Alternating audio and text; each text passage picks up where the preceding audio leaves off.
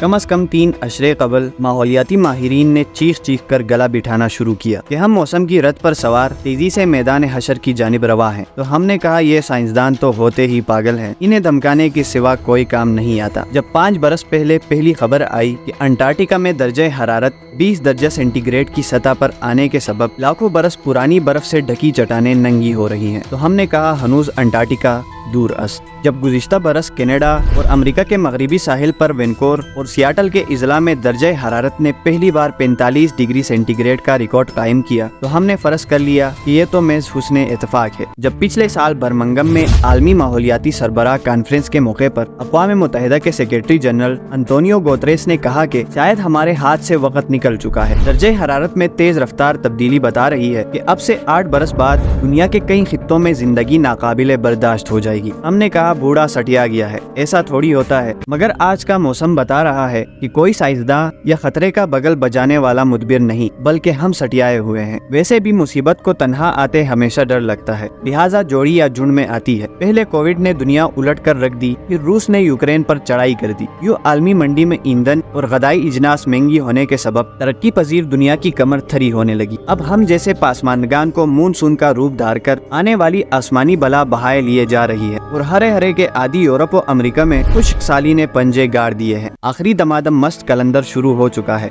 मई और जून में पुर्तगाल से इटली तक जंगलात में आतिशबाजी की खबरें आती रही हैं। हलाकतें कम हुई, मगर हजारों लोगों को महफूज मुकामात पर पहुंचाना पड़ा। जो बूढ़े कोविड से बच निकले थे वो गैर मामूली दर्जे हरारत की ताब ना ला सके। गर्मी इतनी बड़ी कि जुलाई में पुर्तगाल 47 सेंटीग्रेड, लंदन 41 और नीदरलैंड 40 सेंटीग्रेड पर दिख रहा था। जब से दर्जे हरारत रिकॉर्ड होना शुरू हुआ तब से अब तक मज़कूरा मुकामात पर मालूम तारीख में कभी इतनी गर्मी नहीं पड़ी। यूरोप के बेशतर ममालिक में 1930 के अशरे के बाद पहली बार मौसमियाती इमरजेंसी नाफिज करना पड़ गई। दर्जा हरारत ऊपर नीचे होने के नतीजे में पहाड़ों पर भी बर्फ कम पड़ी, चुनांचे दरियाओं और झीलों में भी पानी कम होने लगा और इतना कम हो गया कि तहों में सदियों से छुपे आसार नमूदार होने लगे। मसलन ये तो आपने खबरों में सुन ही लिया होगा कि वोल्गा के बाद दूसरा बड़ा यूरोपीय दरिया दान्यूब, जो जर्मनी के ब्लैक फॉरेस्ट से बरास्ता Austria, Slovakia, Hungary, Serbia, Bulgaria से होता होता रोमानिया पहुंचकर बहरे असूद में जा गिरता है। इसमें पानी की सतह बाज़ मुकामात पर 15 फुट तक गिर गई। चुनांचे 2 दर्जन से जायद उन जर्मनी जंगी जहाजों के ढांचे भी फाश हो गए जो दूसरी आलमी जंग के अवाखिर में सोवियत यूनियन के हाथ लगने के खौफ से बहरे असूद की जानिब फरार होते हुए दान्यूब में जगह जगह फंसते चले गए। गुज़िश्ता साल की रिकॉर्ड गर्मी में